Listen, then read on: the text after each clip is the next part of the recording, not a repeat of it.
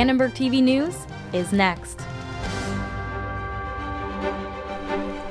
February is Black History Month, a time to reflect, recognize, and celebrate. Hi, I'm Grace Song.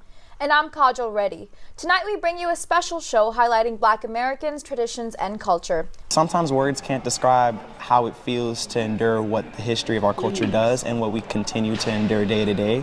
And gospel music allows a place for elevation of those internal emotions and feelings to be lifted up and turned to God. It's served as this bridge of community for generations now, and so it's really nice to be able to continue that here at USC.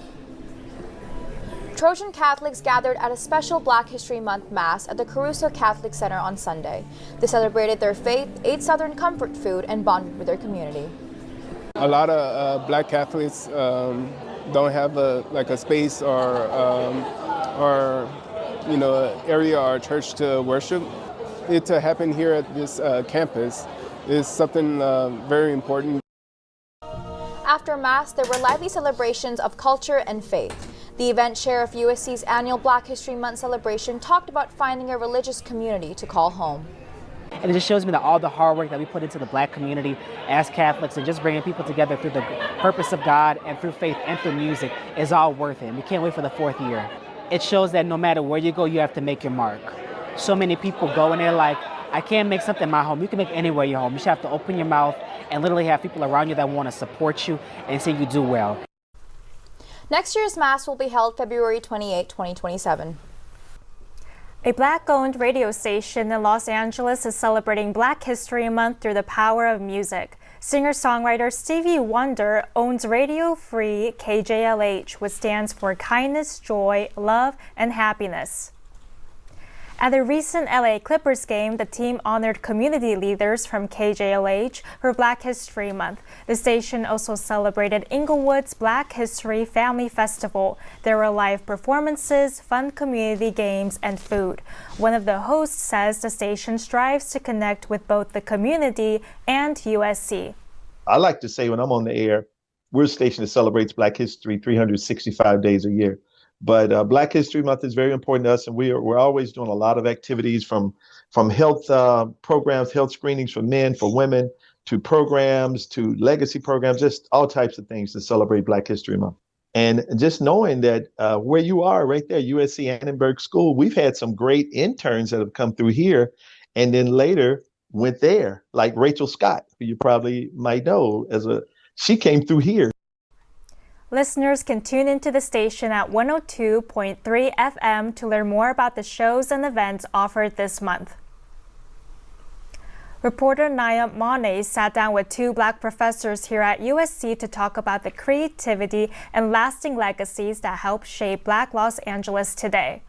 And obviously, when we start to talk about into the 20th century, we have to talk about communities like Central Avenue, where you had a rich community of Black upper class, middle class, working class folks who created their own kind of galaxy of creativity, of food, of culture, of mutual aid, and, where musicians and other artists would come to pursuing, the creativity and vibrancy on the West Coast.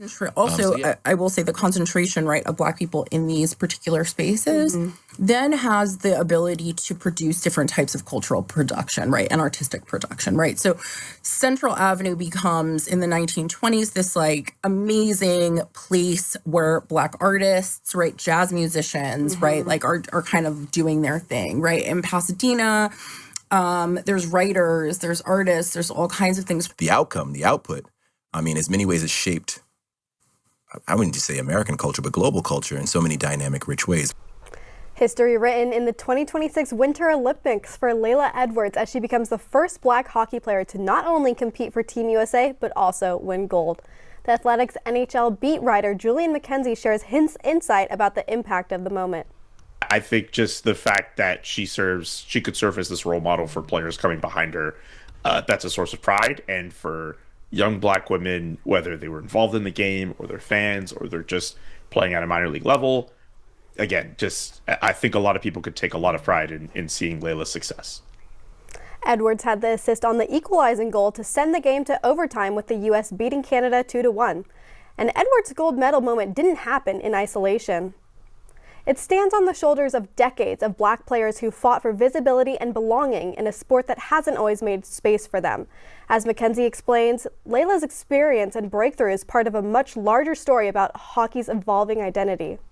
I think the fact that there are women who are building that legacy for themselves and helping to make the game a more diverse and inclusive place, I think that could ultimately shape the perception of the sport in the eyes of young people coming up who would like to see themselves represented in the culture of the sport.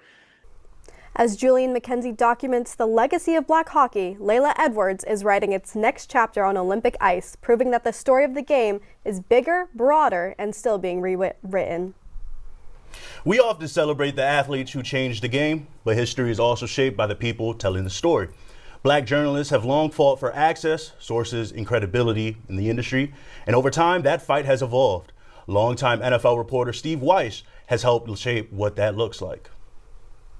Weiss was the first to break the story surrounding 49ers quarterback Colin Kaepernick kneeling during the national anthem. The interview provided Kaepernick's direct reason for the protest and came at a moment of high tension where sports and politics intersected. I think more the issue that Black journalists and people in this industry face is the lack of people who look like them, who can understand why they wrote a story or they reported a story a certain way.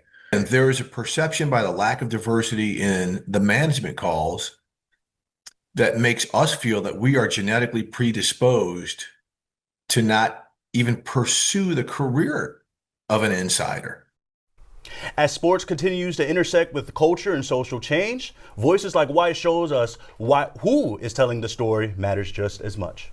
Hi everyone, we're your EPs. I'm Michaela. And I'm Daishlin. Even though we're celebrating Black History and we're like in our classrooms and everything like that, we're remembering our civil rights activists and other important people in our history. That's also like our Black present and our Black future and what that has taught us to do now and do in the future and how to kind of carry ourselves and hold ourselves to a certain standard. I like to remember those who fought for us and our rights and see how, you know, you can move that motion forward because there's still a lot of work to be done as well. Yeah, so thank you so much, and we hope you guys enjoyed our special. And to take a listen, if you're listening to this on Wednesday, Dation's Aaron special will be the next day, Thursday. If you listen to it on Thursday, take a look back at Wednesday and see what we did. And happy Black History Month!